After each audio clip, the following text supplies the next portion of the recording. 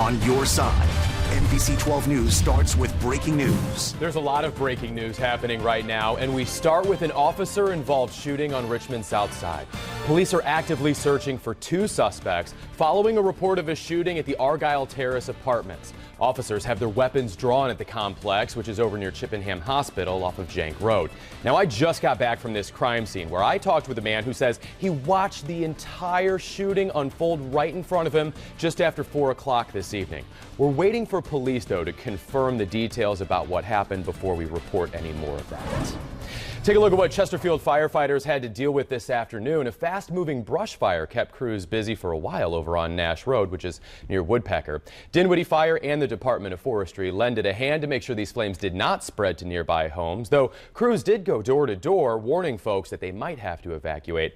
Thankfully, it never got to that point. And while the brush fire on Nash was wrapping up, crews got called to work another brush fire, this time on Willis Road off of Interstate 95. A few lanes were closed, and about an hour ago, there was a 2-mile backup, though it looks like everything's fine right now. Just into our newsroom, Virginia State Police tell us someone is fighting for their life after their farm tractor was rear-ended on Route 360 in Amelia. We're told an 80-year-old woman hit the tractor with her Buick at about 2:15 this afternoon. The impact of the crash pushed the tractor off of the road and into a tree. The tractor operator was taken to a hospital by helicopter. The elderly woman was charged with following too closely, and state police say they're still investigating. And right now, Amtrak is investigating after one of its trains hit somebody in Richmond's South Side. This was the scene at about 12:30 this afternoon over on Castlewood Road, which is near Walmsley. Police tell us the person that was hit was rushed to a hospital. Thankfully, he or she is going to survive. And here is a live look over downtown Richmond. Temperatures starting to dip a little bit, but a very, very pleasant day, especially considering we're here at the end of January. Ross, it is going to be a very active week weather-wise across the area. It is. I hope you got outside and enjoyed today, Drew. All right, Ross, thanks very much. We've got more breaking news coming into the newsroom. We're hearing from our sister station in Raleigh that search teams have recovered a body believed to be the 4-year-old boy at the center of a North Carolina Amber Alert. FBI investigators say the body believed to be Ruel Johnson was found in a pond. This is less than a mile from where he was last seen.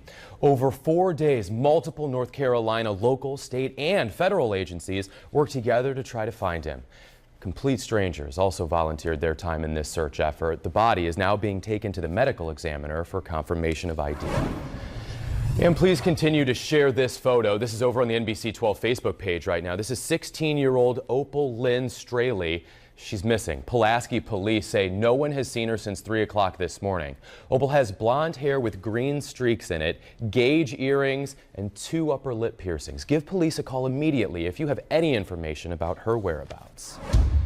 Well, the flu is hitting us hard this year, isn't it? But we're on your side with a few things you can do to stay healthy, besides, of course, getting the flu shot, like getting plenty of rest, washing your hands regularly, and it turns out keeping your winter gear clean. That can actually go a really long way.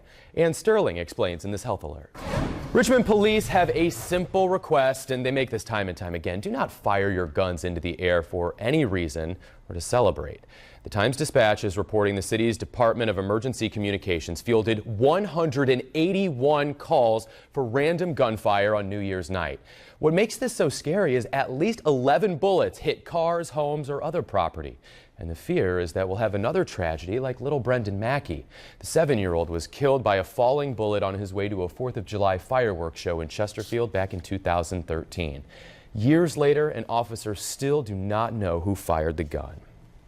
Well, this weekend marks a dark anniversary. It has been 8 years since deputies found the body of Morgan Harrington.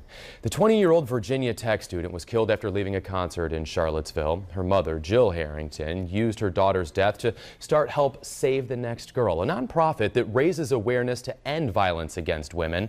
Jill Harrington says her organization draws strength from the community in the fight to prevent another family from having to deal with a similar tragedy. Whenever we wobble, they pick us up and dust us off and give us the strength to keep on walking the path towards healing and wholeness. Such a powerful message. Help Save the Next Girl has more than 70 chapters all across the country. Now to an update on a bad morning crash on Interstate 95 in Henrico. This caused a major backup out near Hermitage Road. Virginia State Police tell us a woman was rushed to the hospital after her car was hit by a dump truck. Troopers say she was driving southbound, lost control and hit a Jersey wall. A truck loaded with gravel struck her car and then flipped on its side. Thankfully, both of the drivers were wearing their seatbelts and should be okay. State Police say the cause is still under investigation tonight. Well, the big game is next weekend, but for many, there's a game a little bit bigger than the Super Bowl. Next Sunday is the cutest game on earth, and a local pup is taking front and center. Coming up, how a Henrico shelter dog has overcome the odds to star in this year's Puppy Bowl. Plus, we're on your side with a deal you cannot miss. Up next, details on how to score 2 dozen Krispy Kreme donuts for just $2. And we leave you with a live look at Richmond's South Side from our Skycam tonight. Will schools close again this week due to snow? Ross has your complete forecast coming up after the break. This afternoon in Chesterfield, more than 200 people joined Senator Tim Kaine in a community conversation at Midlothian Middle School. Topics range from public education to health care to ensuring Dreamers get permanent protections. Chesterfield County, which has historically voted Republican, went blue in Virginia's November elections for the first time in more than 50 years. All right, we're on your side with a deal you will not want to miss. Right now, you can get 2 dozen Krispy Kreme glazed donuts for just $2. We called the Krispy Kreme across from Willow Lawn, and we're told this deal is valid at any area store. All you have to do is go to our Facebook page, print out this coupon. Do it quickly, though, because the deal is only good for this weekend. Next Sunday is the big game, and I'm not talking about the Super Bowl, although that is happening as well. But dozens of adorable shelter dogs will face off on the gridiron in Puppy Bowl 14. One of the stars that will surely capture hearts all across the country is Sophie Joe. This pup is out of Henrico's Lakeside. She had a long journey to get to this big stage. According to the Times-Dispatch, Sophie Joe was abused as a puppy and had to get one of her legs amputated after being attacked by her first owner. A shelter in Fluvanna posted a video of Sophie, and it didn't take long for her to get adopted by a local family. They say the 9-month-old golden doodle is now as happy as can be, and we will all be rooting for Sophie Joe when we watch next Sunday. And once you're done cheering for Sophie, change the channel from Animal Planet to NBC 12. Super Bowl 52 kicks off next Sunday, February 4th, and then coverage of the Winter Olympics starts on Thursday, February 8th, followed by the opening ceremonies on February 9th. And while it's not an Olympic sport, their tricks will still probably impress you and maybe leave you a little dizzy too. The best yo-yoers in the Commonwealth went head-to-head today at the Richmond Coliseum. This was the 12th year for the annual competition, and event organizers say it's one of the biggest turnouts they've ever had. Organizers say what makes this competition stand out from other sports and hobbies is the amount of thought it takes to perform those see-it-to-believe-it tricks. Another chance of some wintry weather by the end of the week. It's going to be a busy week. It will. We'll be keeping an eye on it. All right, Ross, and we're following a lot coming up on the news at 11 tonight, including an officer-involved shooting in Richmond. We'll have the very latest at 11. This is an NBC 12 View.